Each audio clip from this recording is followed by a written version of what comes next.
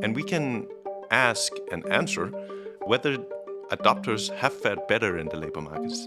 If they're becoming more productive, do we see it manifesting in higher earnings, higher productivity, changed work hours? And here the key finding is that chatbots have really not made a difference. Companies are building their own chatbots and training their staff in how best to use the technology. You might think this would be feeding through into corporate profits and boosting the economy. So why isn't it? Welcome to the Chicago Booth Review podcast, where we bring you groundbreaking academic research in a clear and straightforward way. I'm Hal Weitzman, and today I'm talking with Chicago Booth's Anders Humlum. His research documents the paltry effects that AI is having on company earnings and economic growth.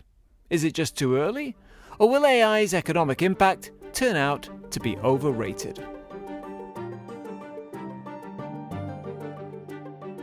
Anders Humlum, welcome to the Chicago Booth Review podcast. Thank you. Okay, so we're here to talk about your research about AI and why it isn't exactly setting the economy on fire yet. Anyway, your research, this paper was written about Denmark. Why? I know you're from Denmark, so obviously it's nice to have an excuse to go back. But why is Denmark particularly important or useful for studying this phenomenon? Yeah, absolutely. So this project is on the arrival of AI chatbots, really motivated by the rapid diffusion of ChatGPT and the similar tools that are really part of the workplace now. Denmark is really a fantastic setting to study the arrival of these tools in the workplace for several reasons. The first being that the Danish workforce have been on the forefront of the adoption of these tools, with adoption rates similar to the US setting. So I think a lot of the lessons that we'll learn from the Danish settings are directly applicable to the US economy and most other Western economies. The second being an amazing availability of data.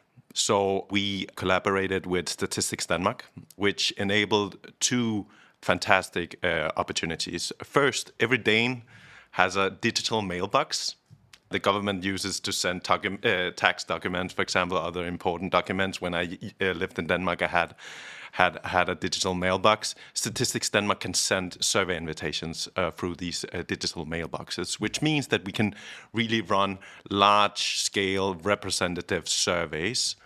And we can even target these surveys to the occupations where these chatbots are relevant. So we get a large sample in occupations such as software developers, teachers, HR professional, accountants, and so forth. And then in terms of the labor market, so we're interested not only in understanding the take-up of these tools, but also the implications for the labor market. And here we can link these survey responses to fantastic data, administrative data on workers' earnings, their hours, their wages. So this is really the gold standard of labor market outcomes. So we can really assess whether these tools have made a difference. So I'm a labor economist. I want to know, do these things matter in terms of earnings, in terms of productivity? And I think this data set really offers a fantastic opportunity to take stock and look at the evidence. And so, as you said, companies in Denmark are investing in AI. What exactly are they investing in? Most employers are now really taking active actions in terms of first explicitly encouraging their employers to use these tools. In many workplaces, it is an expectation that workers are leveraging these tools in their daily. How are they encouraging them? Yeah, so they're not just putting up usage policies; they're actually putting their money where their mouth is. So first, around a third of employers have their own chatbot. So this is a version of ChatGPT. Often, but that is customized such that it integrates more seamlessly into the workflow of the particular workplace, making it easier for employees to take advantage of this. So a third of the companies have developed that? Yeah, have some version of their... Do you know how that compares to other countries? So again, that's where actually on the employer side, we have very limited evidence on generative AI adoption, and this is the first set of evidence along these lines. I couldn't see why it wouldn't generalize to other settings. I think these tools are really becoming pervasive and a part of the general tool set in many knowledge work professions. Second, we see that, and I was stunned by this statistic, 1/4 of employees in these occupations have received training into how to use the tool. So the neat thing with chatbots is that... Just to clarify, so they've received training on how to use their own internal tool, or generally? Generally, yeah. So it could be either or. We could split it, but I think in general, employers have now offered training courses into how to start prompting. The nice thing with these chatbots is that it actually doesn't require a lot of training to get started. A one-day course is often more than enough. You can even use the chatbot to teach you how to start prompting. So in that sense, that seems like a straightforward thing for employers to do. And indeed, we see that a quarter of employees have already received this type of training. Okay, so they're investing in it. They're building their own. They're encouraging people to take these training courses.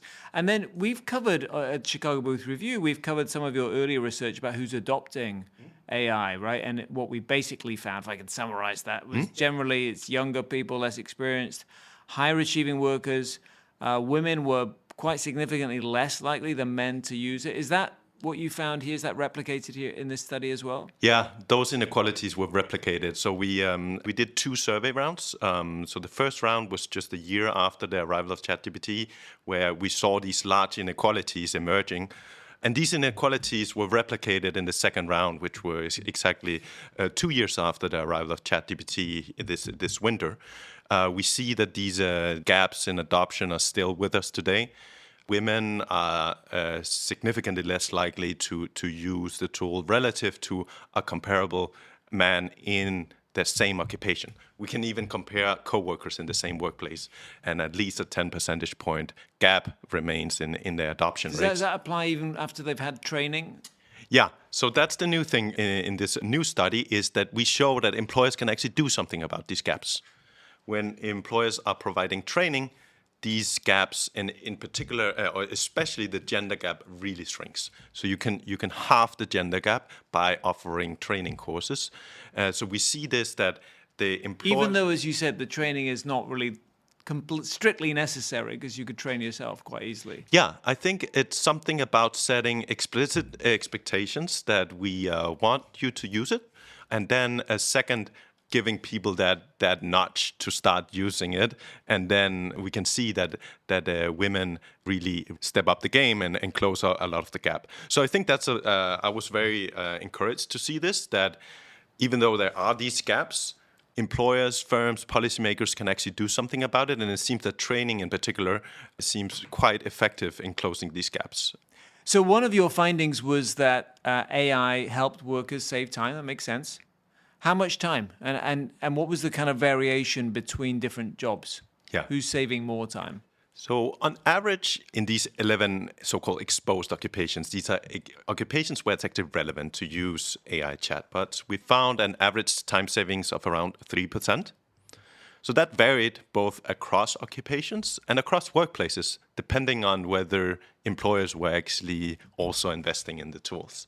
So some of the occupations with the largest time savings were, for example, programmers, software developers, marketing. They're using it to write code? They're using it to write code, and that was one of the first use cases of these large language models, is that they can really speed up coding.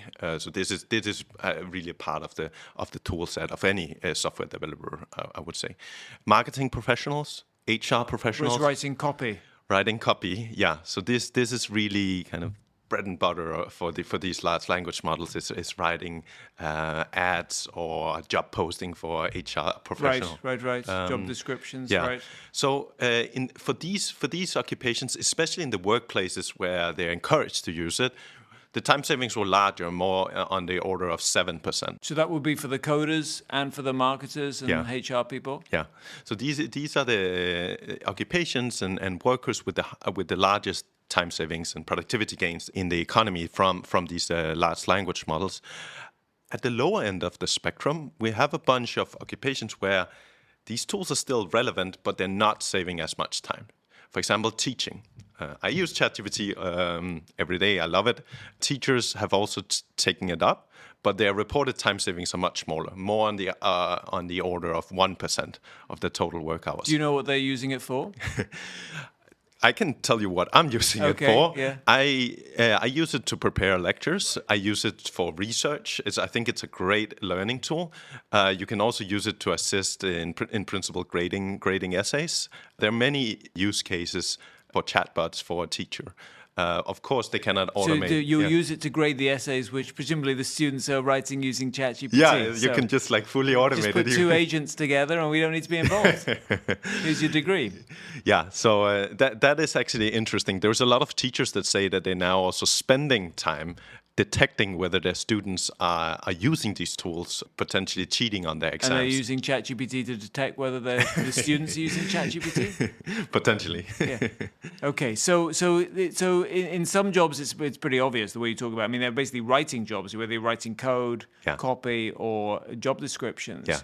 And presumably we could think about like lawyers. I don't know if that's part of your sample. Yeah, legal professionals. We both have paralegals and lawyers in the sample. They fall somewhere in between the teachers and marketing professionals, in the sense that they reap on average 3 to 4% time savings. There are specific barriers to all occupations. For legal professionals, the factuality, whether they're actually correct what these large language models are spitting out, is a key stumbling block for lawyers. It helps them with the boilerplate or the small print or whatever, that kind of thing, right? So those are the sort of white-collar office jobs as well. Yes. I guess teacher doesn't quite fit into it's not an office job in the same way. And presumably, I'm guessing if you're a welder or a plumber or a carpenter, it's much less useful. So this is kind of what we would expect. That office, office jobs, white-collar jobs are the ones that are finding this most useful right now. And so companies are investing in this. There's widespread adoption. There is time being saved. But what you find is it's not feeding through into earnings. Why is that? Yeah. Well, explain what's happening maybe first. Tell us what's happening. Yeah, that's the core contribution of this paper, is that we collect all this survey evidence. And this is really large scale. We have 25,000 responses that we now can link to the administrative tax records of these workers. And we can ask and answer whether adopters have fared better in the labor markets. If they're becoming more productive, do we see it manifesting in higher earnings, higher productivity, changed work hours? And here the key finding is that chatbots have really not made a difference for earnings, for hours, for wages. We have so much data that we can reject even small effects. Like effects larger than 1% on these outcomes, we can reject. Chatbots have really not made a significant impact on labor market outcomes. We can even look at the trajectories of these workers and see, are they trending better at least? That could provide some signs that maybe in the longer run they'll do better. The trends are flat. To me, that's an early indication that even in the medium run, we should maybe not expect these tools to be very transformative in terms of labor market outcomes. If you're enjoying this podcast, there's another University of Chicago podcast network show that you should check out. It's called Capital Isn't. Capital Isn't uses the latest economic thinking to zero in on the ways that capitalism is, and more often isn't, working today. From the morality of a wealth tax, to how to reboot healthcare, to who really benefits from ESG, Capital Isn't clearly explains how capitalism can go wrong and what we can do about it. Listen to Capital Isn't, part of the University of Chicago podcast network. And as in the first half of the show, we talked about how, your big finding was that even though people are using chatbots, they're saving time, they're not generating more earnings for their organizations using those chatbots. Why? Why is that? Why do you think that hasn't shown up yet? Or is it that it's just yet we're early on in the cycle? What do you think is going on? Yeah, I was personally surprised, I must say. There is really good evidence from experiments showing that these tools do have remarkable potential to boost productivity. And that stands in very stark contrast to the zero effects we find in our administrative data in the real economy. And I think there are two reasons why we don't see it showing up in earnings. The first is that the productivity gains we observe in the real economy are modest and significantly smaller than what people have found in experiments. And the second thing is that even though we do find some time savings, there's a very weak pass-through to earnings. And the pass-through is particularly weak in workplaces where it's not encouraged. So our evidence point to... Not discouraged, just not encouraged. Not encouraged. There is very few workplaces now that explicitly bans ChatGPT and chatbots. These are mostly banks that are handling very confidential data or legal professionals where being correct is a first order importance. Just not encouraged seems to weaken this pass-through from productivity to earnings. And our evidence point to a couple of reasons why that link to earnings might be weak. The first one is that even though chatbots might save you some time on existing tasks, like, for example, I use it to draft a document, draft an email, it speeds up that process. Whether it really boosts earnings depends on what do I use that time savings for? And can I reallocate that time to a task where I'm actually productive or not? And I think that the answer to that question really depends on whether employers are encouraging it and whether employers have started to change workflows in response to these chatbots. And we see that workers in the workplaces where they're encouraged, they're better able to take on more work now that they're more productive. And I think that is the mechanism for which I expect these tools to affect earnings in the long run, is that workers are able to do more, or they're able to shift their work towards tasks where they have higher value added. But we just see limited evidence of that thus far. Okay, but your suspicion is that that's sort of the next step. Yeah, that's the next step. I see the arrival of chatbots have been fascinating because it's really been this bottom-up adoption process where workers have just started using it, many of them without the permission or the encouragement of their employers. But what I see now, the next step is that employers are now getting on board and starting to invest in the tools, starting to reorganize workflows in response to the chatbots and the productivity potential in it. And we see that when employers are investing, both adoption rates are much higher and the benefits are larger. So the time savings are larger, they're better able to take on more work, and I think that's the mechanism for which these tools might become transformative in the medium to long run. Okay, so it's interesting because, there's a lot of predictions out there about how AI is going to transform work. So it's early, but so far it's not quite living up to its billing. I was surprised. I must say, personally, I love ChatGPT. I use it all I the can time. tell. But I was also, in some sense, negatively surprised by the fact that it has really not affected outcomes. Yeah. I think it's important to cut through the hype and actually look at the economic outcomes. And when we look at the hard metrics, it has really not made a difference. And it doesn't seem like it's trending at all either, which also suggests to me that maybe this finding of small labor market effects will stick for a while. Okay, so you write in your research about productivity J-curve. Do you think that there's, in other words, it's going to really take off at some point? Do you think that that's coming? And if so, does your research suggest it might be further out than was anticipated or something like that? I think there's an understanding, especially among economic historians, that these processes take a lot of time. And I think this is really where history is very valuable. Going back to the steam engine or electricity, it took several decades before we really harnessed the full potential of these very transformative tools. And I think large language models falls into that category of general purpose technologies where it will take a lot of time before we really see the large productivity gains manifesting in the economy.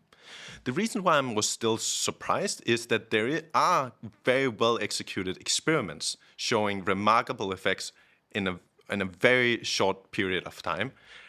So if you had just taken that evidence and extrapolated to the economy, you would expect it to show up in the economic outcomes we observe, but we don't.